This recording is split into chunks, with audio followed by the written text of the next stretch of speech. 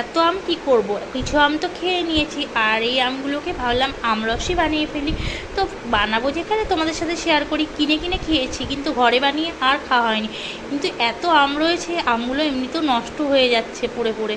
এর জন্য ভাবলাম একটু আমরস বানিয়ে ফেলি। আর এখনকার আম তো প্রচণ্ড মোটা হয় এমনিতেই, আর জানো তো একটু ফিকেও হয়। এর জন্য একটু বেশি করে চিনি দিয়ে আমি একটু আমরস বানিয়ে নিচ্ছি। এটাকে মিক্সচারে পিষে নিচ্ছি আমটাকে।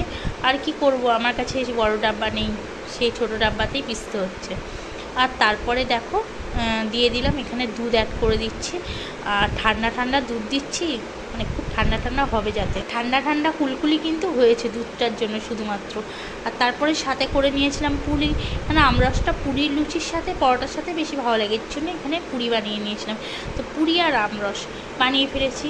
তোমরা কারা কারা পছন্দ করো অবশ্যই কিন্তু আমাকে কমেন্টে জানিও।